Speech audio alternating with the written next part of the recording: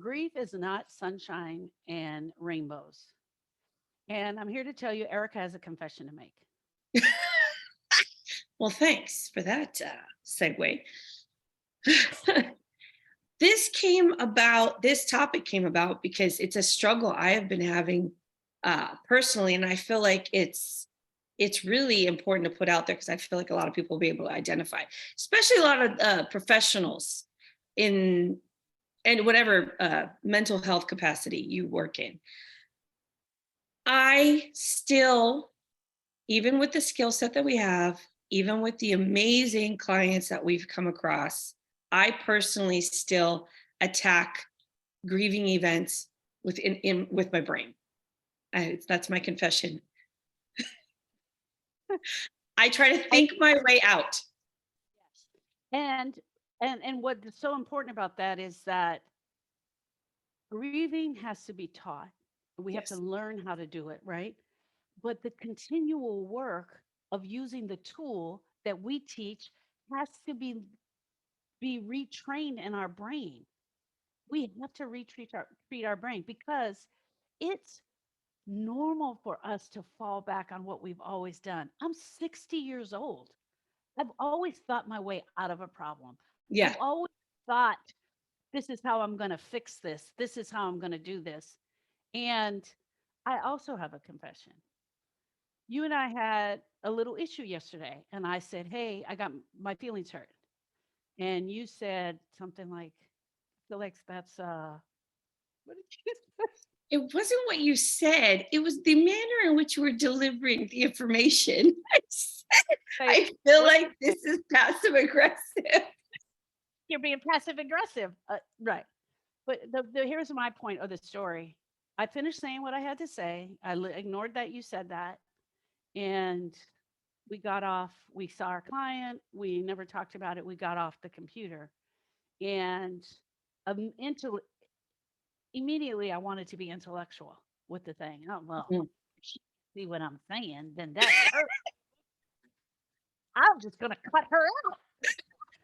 Never speak to her again. Of course, I didn't say all that stuff, but I was like, dang, dang, dang. And I was like, I literally, the second thought in my mind was, Sharon, you need to grieve this. You need to use your Right. tools. How are you feeling? I literally had to drop down into my heart. And the minute I did that, and I literally got a pencil and paper and I wrote it out, I wrote out the part that I was 100% responsible for, the part that I felt you brought to the table, what it was making me feel. Grabbed a piece of scratch paper and I wrote it out. And I would have taken it to the next step that we teach, but things started happening. But just doing that, just making that shift, I Yeah. was good. When this issue is family issue, hey, we're sisters, guys. We fight all the time. Oh my Trust God. me. It's a Ready to given. either meet with clients and we're like having a snap. You just can't not. We've been together all these years. And so, but these tools work in your life in real time. You and I talk a lot about grieving in real time. That's exactly what happened. I needed to grieve what just had happened in our conversation in real time. And later, I was totally in a different space. I was totally in a different space. You ended up talking to the kids, everything kind of worked out. And later that night, I said, hey, I heard you talk to the kids. Thank you so much. I love you. I don't think I would have gone there had I not shifted from the intellect into the emotion. So true. And that's what I keep focusing on is how much time I've wasted being staying in my intellect. Because if I Yeah. would have just been able to do that sooner, because it's taken me, I've really dedicated this whole entire year. I went into my 49th year of I'm going to do a mental and physical reset. And I've really been trying to commit to that. And now that I'm doing it, I just, like I said, think of how much time I've wasted. So the main topic of this is life still happens. Life will still continue.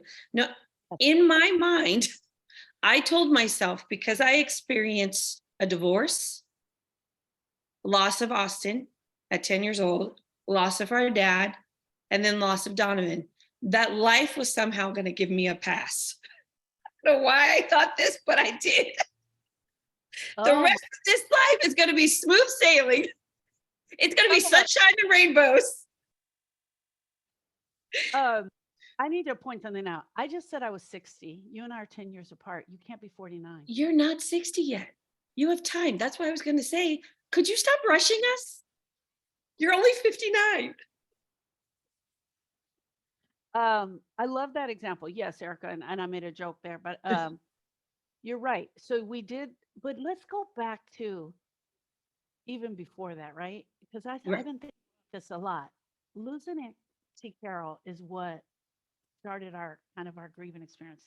Then we lost our grandparents. We saw our parents be very intellectual. Yeah. They showed us how to grieve by being intellectual. That's how they showed us how to grieve. And I was really formulated by that first grief. I was older than you. I was 16. You were 6. It was such a different experience. For me, it was like, somebody please help me deal with this broken heart. For you, it was like, why are all the adults whispering? Yes. What is going on? Because yeah, something my spidey senses are tingling, but no one is talking to me. So we see them be very intellectual and be strong and try to push through. Then we take that into our own grieving experiences. And I'm bringing back this.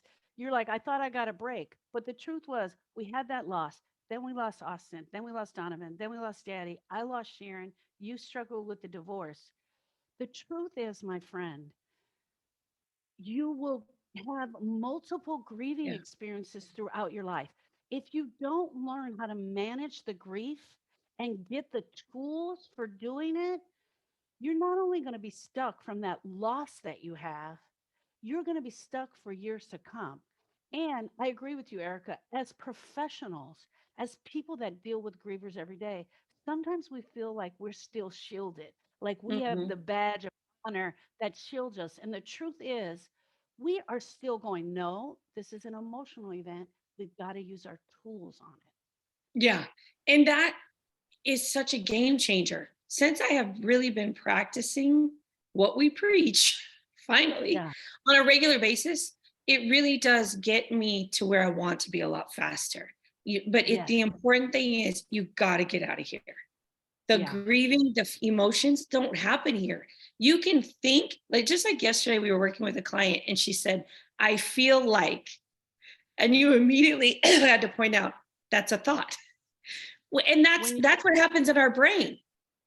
when you start, and you're saying we got to get out of here. So I want to, for Yeah. everyone who's listening to the podcast, you got to get out of your brain.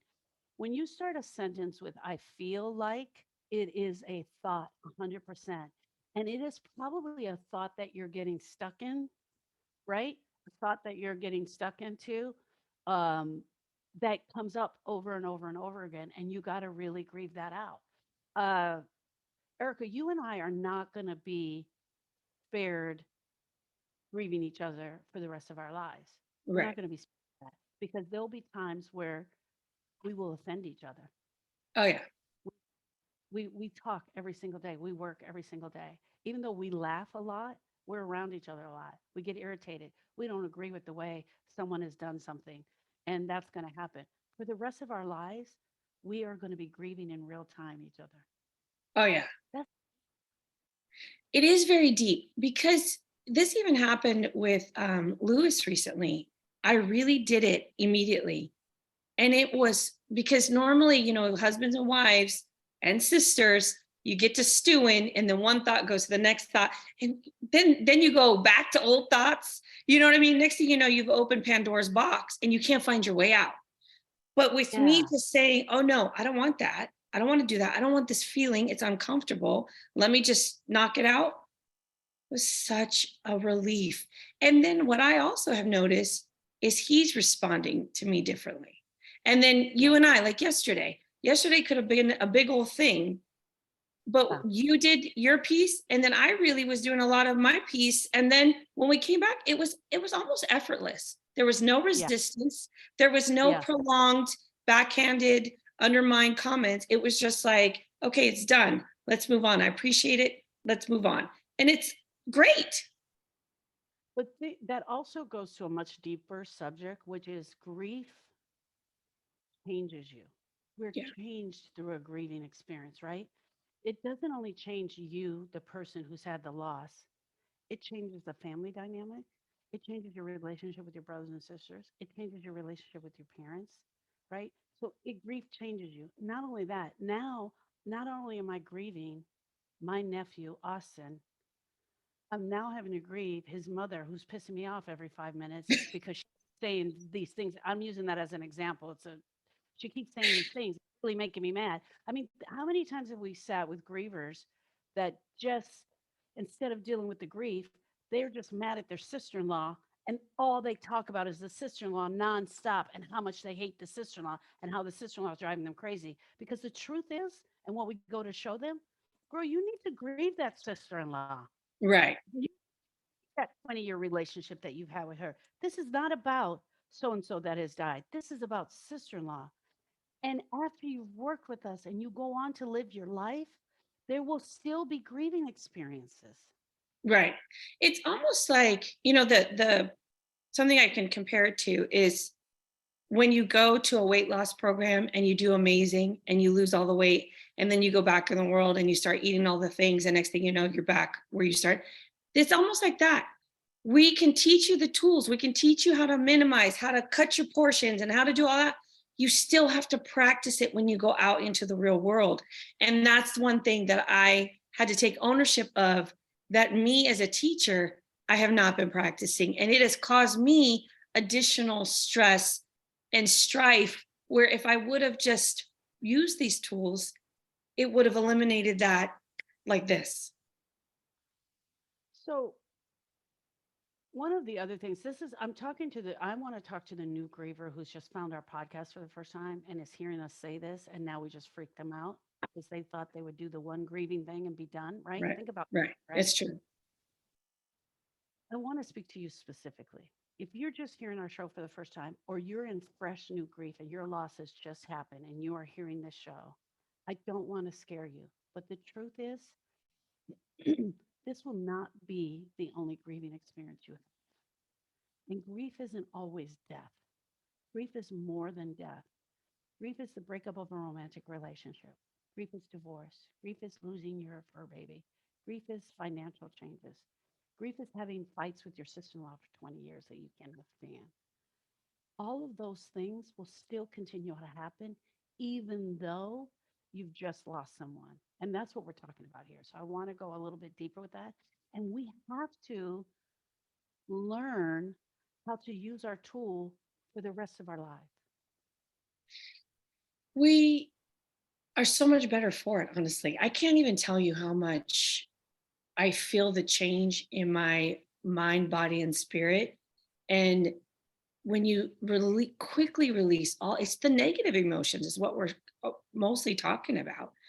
When you quickly release those negative emotions, it also gives you a clearer mindset to Yes. really look at things from a different perspective. And like Sharon said, part of it is taking responsibility. Accountability is huge. And that's where a lot of the day-to-day things, I think, go awry, is when we're not willing to really take a look at our part in it as well. It's Right. definitely a positive tool. Like we said, it's a gift that keeps on giving. So I highly encourage you to learn it and continue to practice Learn it and continue to practice it. Understand this: grief is not intellectual, it does not happen in your brain. Your brain is not going to help you figure this out. Grief is 100% emotional, and it is your heart is going to be the way through this, is through your heart, feeling your feelings, even if they're ugly, and leaning into those feelings. 1,000%. Wow, that was deep. You want to apologize now? No, we worked that out yesterday. Why are you bringing up old stuff? Because I'm the big sister and I can. All right, friends. Thank you so much. Bye, friends.